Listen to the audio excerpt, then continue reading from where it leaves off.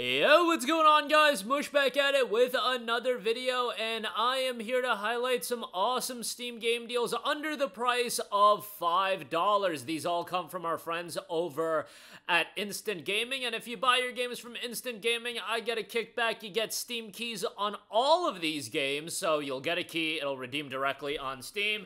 You're good to go, and you can play your games. A lot of good stuff, so let's get right into it.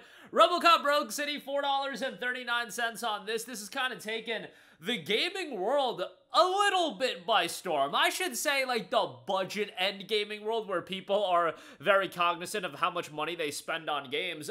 It seemed like this game hit that under $10 threshold, and people are like, bro, RoboCop just came out in November of 2023. That's not that long ago, and it's a good game. It's already down to under $10 here, under $5. It's such a good pickup at $4.39. It recently had its expansion release and Unfinished Business, but play the base game. The base game is quite good. It's not blow away. I'm not a big RoboCop guy, so if you love RoboCop, you'll probably enjoy it even more than me, but like the thematics, liked a bit of the dialogue and the back and forth, I feel was done pretty well. The setting was great, and for $4.39, again, a great pickup for the game that it is, so definitely worth a buy there. Next up, we have Devil May Cry 4 Special Edition, $3.50 on this. Now, with DMC4, you gotta know what you're getting yourself into. I feel like these action games have exponentially grew in terms of accessibility and quality over the last decade. Compare something as stylish as DMC5 to DMC4, it's apples and oranges at that point. Like, DMC4 is a good action game, but I would recommend, if you're getting into Devil May Cry, play DMC5. That's the game that I feel like will appeal to most of you guys, but if you want to circle back and play the older games, I think DMC4 is still a good time. You get to play as both Nero and Dante throughout the course of this game. Good soundtrack and enjoyable action gameplay, even if it's not blow away, a good time for sure for $3.50 on that.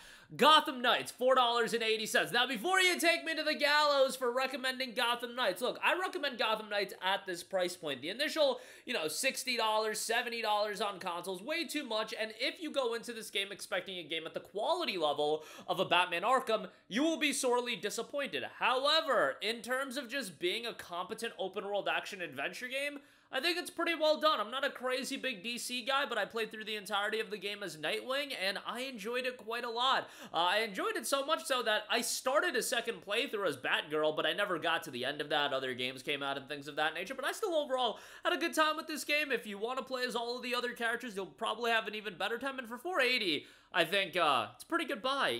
Definitely not worth $20, $30, $40, $50, $60, but at $4 and change, I think it's a good pickup. Batman Arkham Origins, done by the same studio that did Gotham Knights, not Rocksteady, Warner Brothers Montreal. I thought Batman Arkham Origins was a solid time. Probably not at the level of the mainline Arkham trilogy, but still a well-done Arkham game, and I thought, as far as creating a bit of an origin story and a prequel to Arkham Asylum, it's pretty well done. I enjoyed it quite a lot, and for this price point of $3.68, I think it's a great pickup, and if you already played the Arkham trilogy, you haven't gone back to this one, I would recommend it at this price point.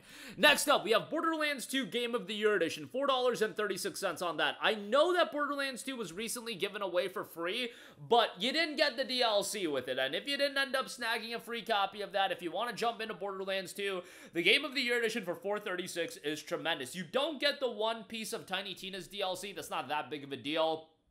Borderlands 2 is incredible. It is, in my opinion, and most people I think would agree, it's the best Borderlands game of all time, and I know that Borderlands 4 is coming out. Look, I'm excited for it, but I know the common person ain't feeding to drop $70 or $130 or whatever for the Super Deluxe Edition that has a lot of notable content. Look, if you want to wait for that to go on sale, years down the line, that might end up paying dividends, because I think that game might end up getting a second season pass as well. But Borderlands 2 is a great time. I feel like they struck a good balance of the comedy, the story, the gameplay. I think it all married together really well. Maybe, I appreciated the comedy in Borderlands 2 because I was 16 when this game came out, so maybe I just wasn't jaded and washed up like I am now, and I couldn't get into that Tiny Tina's Wonderland sense of humor. But nevertheless, most people seem to agree that Borderlands 2 is the best. $4.36 is a great price. Definitely recommend that.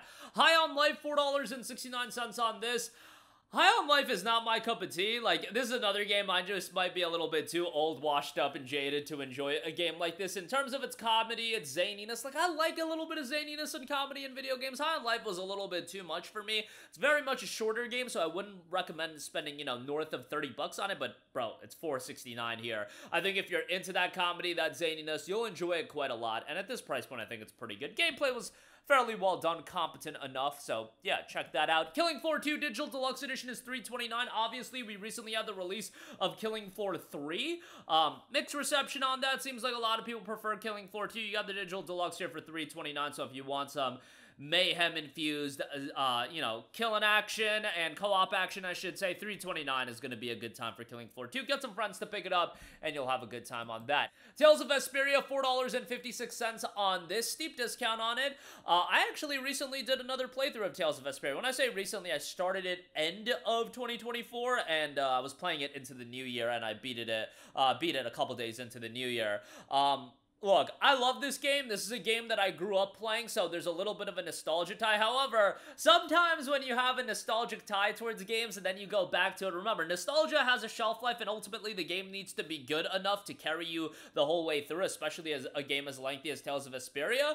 Vesperia is a little bit dated in some aspects, and while I love the main character of Yuri, I think Yuri is a phenomenal character, just a super likable character. The rest of the cast, to me, isn't as strong, but, you know, I like Estelle, I like Judith, but the overall cast I just don't think is as strong as the lead hero, which is maybe what you want, but, you know, overall the story was fine, and the gameplay was enjoyable, even though it'll feel a little bit dated, but the Tales of games, as far as the older ones, the gameplay is the gameplay, and I like the soundtrack. $4.56 I still think is a really good buy for it, and, again, I would recommend it. Quantum Break, $4.21, kind of the forgotten Remedy game these days, as far as, you know, the games they've put out. They get a lot of attention for Alan Wake. They're going to get a lot of attention for the Max Payne remake, but Quantum Break was a pretty good time, all things considered. It wasn't a blow-away game. It released as an Xbox One exclusive, and don't forget, it was on the Windows Store for the 3 people that checked it out there. Disaster PC version back in the day, by the way, but nowadays, going into a $4.21, I think it's a good pickup. They had such high hopes for this game. They were doing, like, a television series or episodes to go along with it. They sunk so much money into this. GG no Ria as far as that's concerned, but $4.21 on it I think is a pretty good buy, and visually still looks pretty damn great. And lastly, Pillars of Eternity is $3.97. I've been a little bit critical of Obsidian recently, just because I feel like they get way too much, I don't know, I don't want to say they get too much credit, but I feel like they're revered as this elite studio when, you know, over the course of the last 5 to 6 years, yes, their output has been super consistent, but it's been super consistent as far as putting out, like, pretty mediocre games from Outer Worlds, Avowed, Grounded, who cares about that, and, you know, I guess some people like it, and Pediment's a cool little game, but you know what? Obsidian in the late 2000s into the early 2010s, man, with games like Pillars of Eternity, which came out back in 2015, I thought Pillars of Eternity was awesome. Dialogue-wise, world-building, thought it was a really, really well-done game, and you got the White March expansions here as well. If you're into a bit of a classic RPG, Pillars of Eternity will be a fantastic pickup. $3.97 is a great buy, and again, I crap on Obsidian because I feel like they're revered in this level of, you know, oh my god, one of the best studios in all of gaming. I don't think they're at that level, and I certainly don't think it was the right move to make Outer Worlds 2 $80, and Microsoft didn't think so either. And, you know, they're a fine studio. I just feel like they peaked earlier on in the earlier 2010s. But that's my 2 cents, you know. Don't take me to the gallows for that one. Hopefully Outer Worlds 2 will be good. But that'll do it for me. Again, a lot of great deals available right now. All of these under $5. Shout out to our friends at Instant Gaming for bringing you guys this video. Check out all the links in the description box below. If you buy anything, I do get an affiliate kickback, which is much appreciated. And as always, guys, thanks for watching, and I will catch you guys in the next one. Peace out.